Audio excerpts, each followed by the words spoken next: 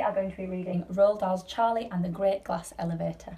Chapter 1, Mr. Wonka Goes Too Far. The last time we saw Charlie, he was riding high above his hometown in the Great Glass Lift.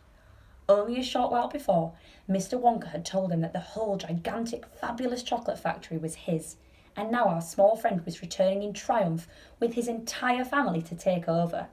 The passengers in the lift, just to remind you, were Charlie Bucket, our hero, Mr. Willy Wonka, chocolate maker extraordinary, Mr. and Mrs. Bucket, Charlie's father and mother, Grandpa Joe and Grandma Josephine, Mr. Bucket's father and mother, and Grandpa George and Grandma Georgina, Mrs. Bucket's father and mother.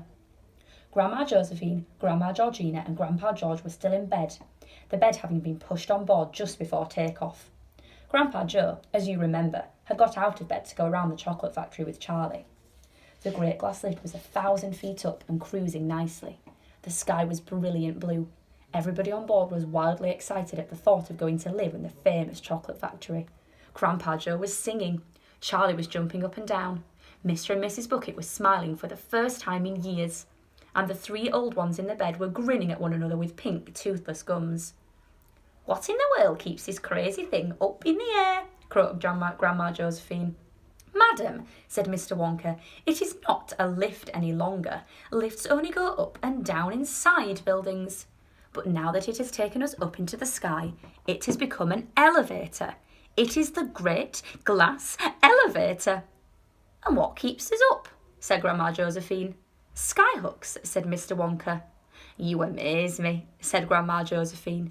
"Dear lady," said Mr. Wonka, "you are new to the scene. When you have been with us a little longer, nothing will amaze you."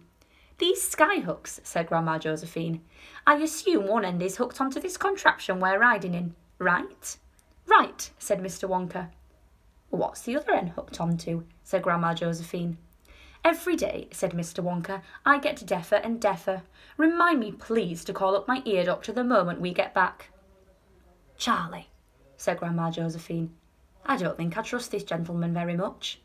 "Nor do I," said Grandma Georgina. "He footles around."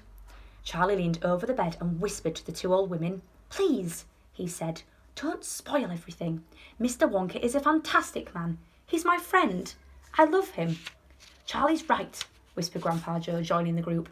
"Now you be quiet, Josie, and don't make trouble." "We must hurry," said Mr. Wonka. "We have so much time and so little to do." "No, wait, cross that out, reverse it. Thank you, now, back to the factory," he cried, clapping his hands once and springing 2 feet into the air with 2 feet. "Back we fly to the factory. But we must go up before we can come down. We must go higher and higher." "What did I tell you?" said Grandma Josephine. "The man's cracked." "Be quiet, Josie," said Grandpa Joe. "Mr. Wonka knows exactly what he's doing." "He's cracked as a crab," said Grandma Georgina. "We must go higher," said Mr. Wonka. "We must go tremendously high. Hold on to your stomach." He pressed down a brown button. The elevator shuddered, and then with a fearful whooshing noise, it shot vertically upward like a rocket.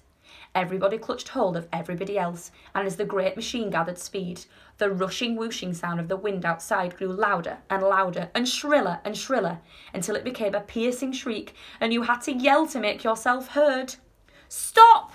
yelled Grandma Josephine. "Joe, you make him stop. I want to get off." "Save us!" yelled Grandma Georgina. "Go down!" yelled Grandpa George. "No, Mr. Wonka yelled back. "We've got to go up." "But why?" they all shouted at once. "Why up and not down?"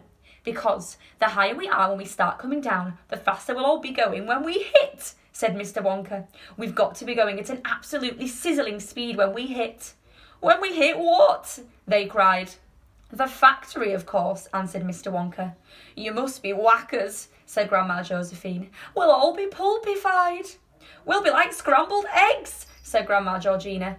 "That," said Mr. Wonka, "is a chance we shall have to take."